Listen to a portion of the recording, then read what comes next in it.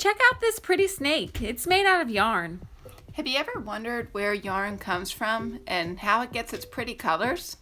Stay tuned to find out in this edition of A Career in the Arts.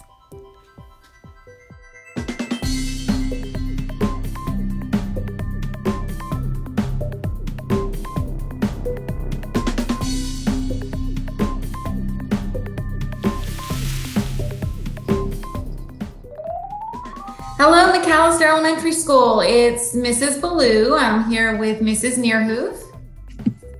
Hi, everybody. It's been a long time since I've been able to get my hair cut, so I'm rocking a new style. And we're here for another interview with an amazing artist. Her name is Sarah Deroo.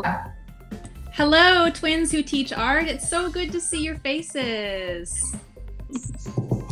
Thank you. First question for you, Ms. Deroo, is what is your specialty and what is your career like?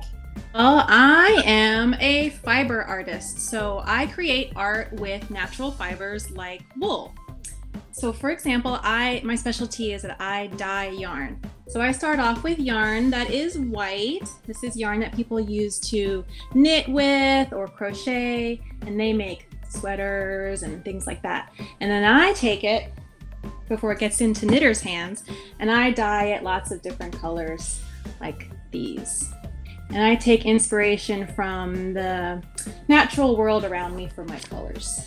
And then when a knitter gets a hold of it, they take it and they make things like this hat. My friend made this for me out of my yarn. I love it. And a day-to-day working day for me involves I work outside, I use big kettles of hot water and dye, and I dip my yarn in the dye and make all kinds of fun colors with it. So I actually had the opportunity to tour your workshop, and it was incredible. All these vats of dye and just the operation that you had going on, from dyeing it to drying it to labeling it, and then you ship it right out of your home. Yeah, that's right. It is a multi-step process. I get it. It's white, and yeah, just like you said, I have a whole big studio with lots of different colors that I can easily access. And just sort of, some days are creative days, and some days are, I know I need 10 skeins of this color and 20 skeins of this color, and I dye them and they dry. I ship them all from my home. Yeah. That's so cool. So did you always know that you wanted to be an artist? No, definitely not. In fact, it's kind of silly that I didn't even know that you could be an artist for a job, which is ridiculous because my father was a professional photographer. My whole life, he was an artist growing up. It just never occurred to me that was art, because that's just what he did. I just didn't understand that was art. And so when I was in elementary school, I wanted to do all the things that kids normally want to do. I wanted to be a veterinarian or a professional pony rider, but it wasn't until high school that I had a really great art teacher. His name was Mr. Bartman, and he inspired me and a ton of other students in the high school to really express ourselves, and he pushed a lot of people into becoming amazing painters, and it shot me down the path of becoming an artist. I went to college and I was a graphic designer for a while, and then life has led me to this career, and I just couldn't love it anymore. Very cool. Nice. So speaking of your high school art class, are there any art lessons that stick out? Gosh, well, my first one that I can really think of that sticks out to me was one from elementary school. And I know that since you two are both elementary school art teachers, I wanted to talk about this one. We made a snake out of a stick and paper mache, and we painted it, and I really loved it because it was sort of like a mixed media adventure where we went outside and we found the perfect stick, and then we paper mached it, and then the next week we painted it, and then we added all kinds of little trinkets and details, and it was just, I loved that it took a lot of time and there were a lot of steps involved, and then at the end we all had very different looking snakes. It was very fun. Okay, I want to try that lesson with the kids. Thank you for the inspiration. Yeah, I'm gonna try to find a I'm inspired. So what advice do you have for students now who might want to be an artist when they grow up? Yeah, this is a good question. It's a funny coincidence that my daughter, Cora, who's in first grade, she had a project today for her distance learning. She needed to write an entry in her journal the question was, what is something that you wish you were better at? And Cora, she recognizes that she is an artist. Like, she has given herself this title and she creates amazing things. So she wants to be a better artist. And so we brainstormed together on what she could do to become a better artist. And she thought of things like, practice every day. So if you want to be an artist, keep up your craft, and you don't have to stick with the same craft. Just do it. Just do it every impulse that you get. Just do it.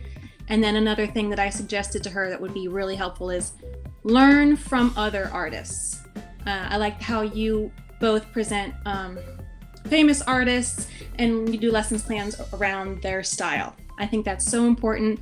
They're successful and people love them for a reason, and take what you can from other people's successes. And then the third thing I always think is just a fun added bonus of doing art is sometimes you get to buy fun things to help you create your art, and that's a fun incentive. So tell your moms and dads, like, hey, I want to be an artist, so for my birthday I want a new set of paints or a new chalk, and it really helps elevate the whole experience. The art supply store is our favorite store. Am I right, Brenna Ballou? You are right, Brittany Deroo. Mm-hmm. Well, Mrs. Deroo, that was so inspirational, and I'm excited myself to get my hands on some yarn after learning about your craft. So it has been an honor interviewing you, and I'm so excited to share this with McAllister Elementary School. Where can we find your work if we wanted to look it up? So the name of my business is called the Copper Corgi. I'll show you a picture of my label because I guess I'm a two-tiered artist. I'm a graphic designer, so I make my own logos and things, and then I make Beautiful yarn art. So Copper Corgi, and I'm on Instagram. It's Copper Corgi. I gotta look her up. It's some beautiful work. Thank you. Thank you so much, Sarah. Good seeing you. My pleasure. Bye. Bye. Bye.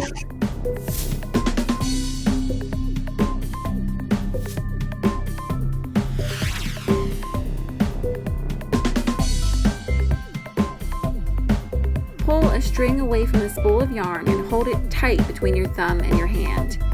Begin weaving the yarn around each finger to look like a ring. And then weave one more time so it appears that your fingers have two rings. Take the bottom ring and pull it over the top.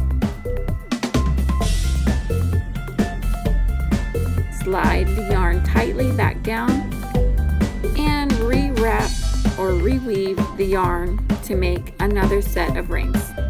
Repeat. Continue doing this until your finger weaving is as long as you want it to be. It can become jewelry, a headband, a snake, just simply by adding some eyeballs with any materials you have, beads, wiggle eyes. Have fun with it, and whenever you're done, tie it off